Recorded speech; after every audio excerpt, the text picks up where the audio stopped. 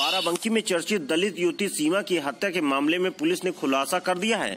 घटना के दिन जिस दिन आरोपियों को नामजद किया जा रहा था वह आरोपी न होकर खुद मृतक का रिश्तेदार निकला। इस घटना की वजह प्रेम प्रसंग व मृतक सीमा द्वारा अभियुक्त से जबरन शादी का प्रस्ताव से इनकार किए जाने की वजह बताई जा रही है। आपको बता दें कि 3 दिन पहले जनपद के जैतपुर थाना इलाके के भकोसा गांव में सीमा गौतम को पीट कर बुरी तरह से जख्मी कर दिया गया था, जिसके बाद उसकी मौत हो गई थी। पुलिस ने इस मामले में कार्रवाई करते हुए संबंधित धाराओं में मुकदमा दर्ज किया था और जांच शुरू की थी। जांच के दौरान पुलिस उस अभियुक्त तक पहुंच गई जिसने सीमा को निर्मम तरीके से पीट कर गांव के बाहर एक खेत में मरणासन कर दिया था।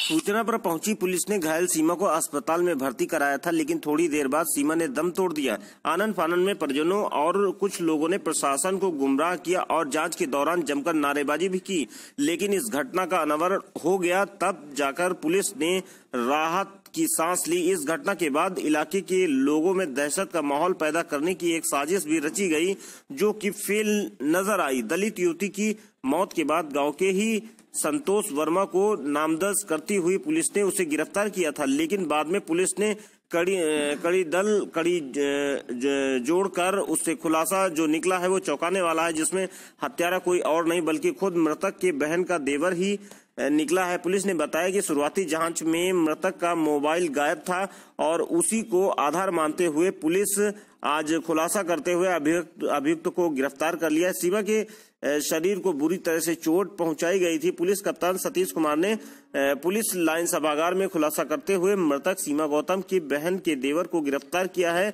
जिसका नाम शिवबख्श व वीरबली निवासी ब्रह्मण मजरे भरसवा थाना रामनगर बाराबंकी का है। पुलिस कप्तान सतीश कुमार ने बताया कि घटना से जुड़े गवाह और घटना स्थल की भौगोलिक स्थिति से उसी दिन एहसास हो गया था कि घटना को अंजाम देने वाला नामजद अभियुक्त नहीं बल्कि कोई और है, जिसके बाद फोन कॉल के विश्लेषण को आधार मानते हुए काफी विरोधाभास था, लेकिन बयान व उसके साथ काम करने वाले मजदूरों से भी कड़ाई से पूछताछ करने पर ज्ञात हुआ कि संतोष दिन में खेत में था और अपने घर चला गया था, न कहीं भागा था। पुलिस ने घटना की जांच जब कड़ाई से की तो सीडीआर एनालिसिस और सिम नंबरों से पुलिस को जानकारी हुई तो मृतक सीमा के करीबी लोगों से पूछताछ की गई तो पता चला कि सीमा की विधवा बड़ी बहन के देवर द्वारा इस वारदात को अंजाम दिया गया। पूछताछ पर आरोपी युवक ने बताया कि उसके प्रेम संबंध मृतक सीमा से थे। घटना के दिन आरोपी ने सीमा को फोन कर उसे गांव के खेत में बुलाया था। उसी दिन मृतका के घर में तेरहवीं भी था, जिसकी वजह से घर में काफी चहल पहल थी। कड़ाई से पूछने पर मृतक का दूसरा मोबाइल भी आरोपी के पास मिला है।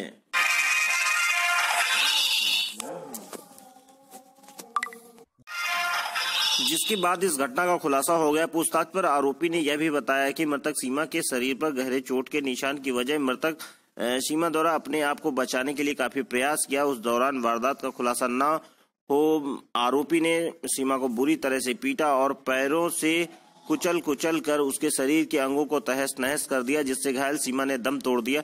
राजनीतिक शिकार सीमा के परिजन भी इस बात से गुमराह थे कि उसकी लाश का सौदा करने के लिए कुछ अराजक तत्व लोग भी इसमें शामिल हैं और उसी भीड़ का हिस्सा या आरोपी भी उस दौरान पूरे खेल में शामिल था।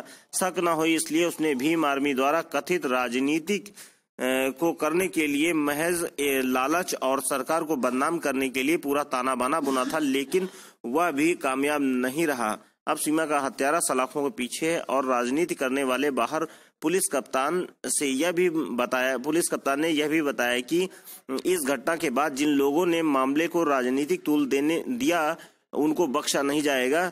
जांच कर उन लोगों को भी उनकी जांच की जाएगी, उनके खिलाफ भी कार्रवाई की जाएगी।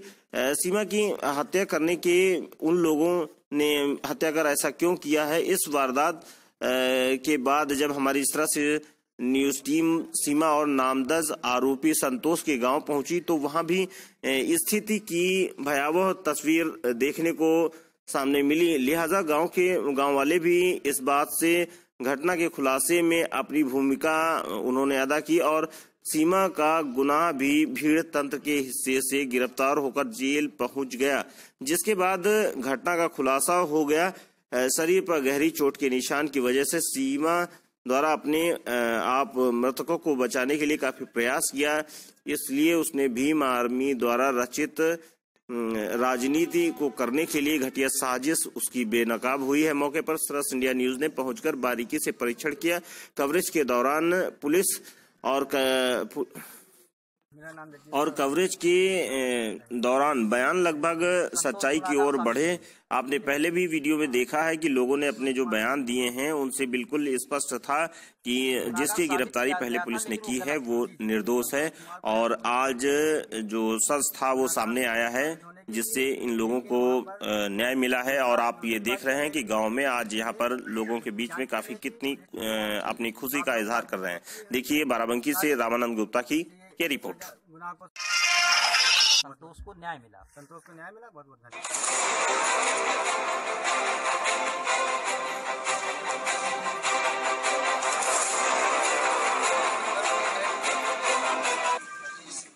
से मारा तुम उसके क्या लगते हो सीमा के?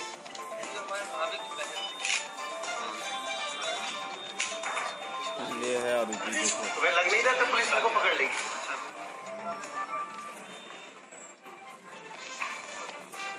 हमने 12 तारीख की घटना है, जिसमें करीब 4:30-5 बजे के आसपास पीआरवी को जब सूचना मिली तो वो मौके पर पहुंची। उन्होंने उस युवती को अपनी पीआरवी में डालकर सीधा थाने ले जाकर अस्पताल ले गए। उनका इलाज कराने के दौरान ही थाने ले आते समय अस्पताल से उनकी मृत्यु हुई। उसके बाद उनके परिजनों का और सबका आरोप उन्होंने एक नामजद आरोपी किया और उसके खिलाफ हमें मुकदमा पंजीकृत करके हमने उसे गिरफ्तार भी कर लिया।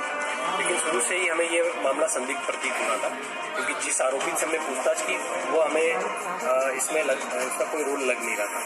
फिर इसके मामले की हमने छानबीन की। बहुत ही घटनास्थल पर सीओ सदर, हमारे एसएचओ जयपुर, हमारे एसपी साउथ साहब गए। उन्होंने एक लोगों से पूछताछ की और धीरे धीरे इस मामले में अगले दिन फिर धरना प्रदर्शन होने लगा और कई चीजें हुई, जिसमें हमें काफी शक हुआ कि इस तरह की बातें क्यों उछाली जा रही है। तो बाद में हमें पता चला कि इसके भाभी का जो देवर है उसका, जिसका नाम शिवभक्ष है, जो कि गांव ब्रह्मणी मजरे भरसभा का रहने वाला है, उसके इनके साथ कुछ संबंध थे और वो उनसे मिलने आया था जिस दिन इनके गांव में।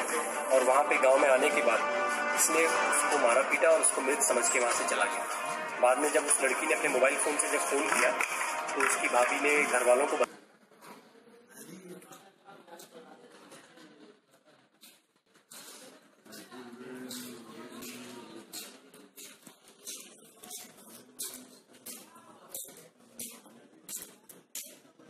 जब शाम को मैं घर आया तो पता चला कि ऐसी ऐसी वारदात हो गई है।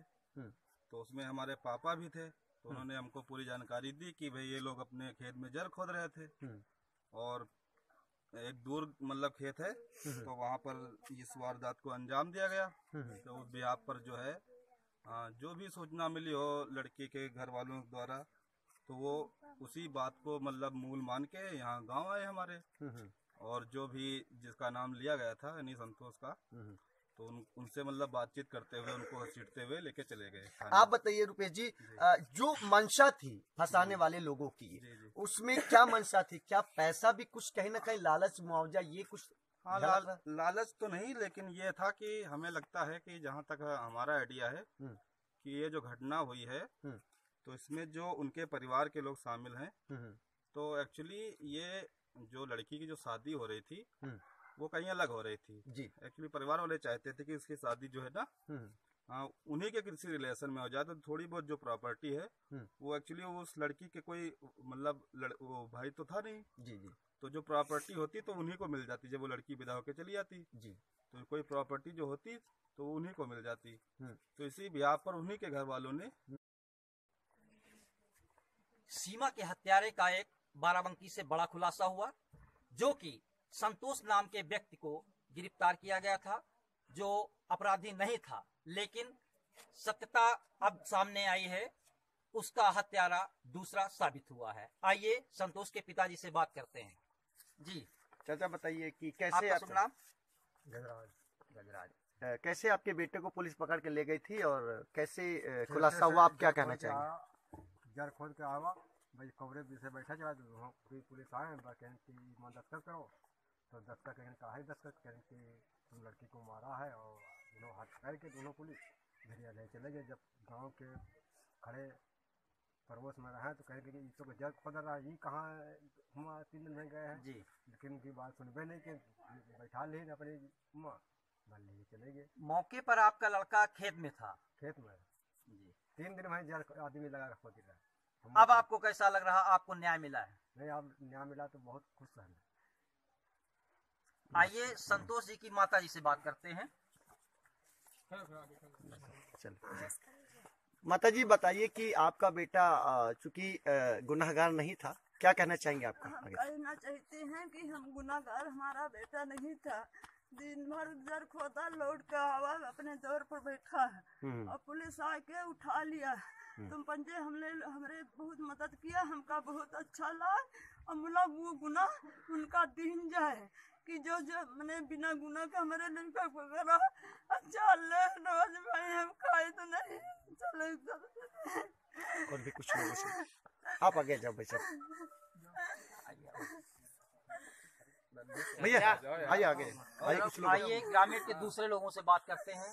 जी, आपका क्या कहना है? मेरा नाम जगदीश कुमार वर्मा, मैं ग्राम बलचक से रहने वाला हूँ। मेरा कहना ये है, संतोष गुनाहगार साबित हुए? जी नहीं, हाँ, संतोष कुमार को गुनाहगार साबित किया गया था लेकिन वो गलत था। जी संतोष कुमार को यहाँ से पुलिस पकड़ के ले गई थी गुनाहगार साबित होने के लिए, लेकिन वहाँ पर दूसरी बात चल रही थी, इसलिए उसकी जांच चल रही थी। पुलिस टीम और आप लोग काफी मदद किए कार्य में, इसलिए सजा गुनाह को सजा मिली, संतोष को न्याय मिला। संतोष को न्याय मिला। बहुत बहुत धन्यवाद। संतोष मुक्त हो गए, यानी कि गुनहगार नहीं थे, संतोष बेगुनाह साबित हुई। इस पर आपका क्या कहना है? इस पर ये सरकार जो है जांच करवा के पुलिस विभाग को जो है पूरी छूट दी थी कि इसकी जांच कीजिए, मुख्य अपराधी कौन है उसको पकड़िए, जिससे ये साबित होता है कि सरकार सही काम कर रही है। और ये न्यूज वाले जो लोग इस पर हम दे रहे हैं वैशाली एक्सप्रेस पर, ये लोग भी बढ़िया काम किया, काफी जांच पड़ताल की। रात में 20 लड़की के गाँव गए हैं, उसकी लड़की की चाची से बात किया है, यहाँ के लोगों से बात किया है, तो इससे निष्कर्ष निकला कि यहाँ पर अपराधी दूसरा है, तो उसका अपराधी भी पकड़ा गया है। इसलिए इस बात से मैं सहमत हूँ कि हमें न्याय मिला, हमारे गांव के लोगों को काफी खुशी है। आप रोइए मत। आप बताइए कि जो बेटे ने, आपका बेटा कहाँ था और कैसे पुलिस उसको लेके चली गई थी, आप थोड़ा सा बताइए। दिन भर को दिन जाना लौट गया है, हाथ गोड़ नहीं धोए, हम कौर भर जिलावे जा रहे हैं, कौर पर बैठ गए, नहीं पुलिस आए कहीं दस्तखत करो, तो कहीं काहे के दस्तखत करी, हाथ पकड़े चल रही नहीं गए, कहीं कहाँ ले जा तो कहीं तुम मारी आए हो लड़ाई। अच्छा, ये बात थी,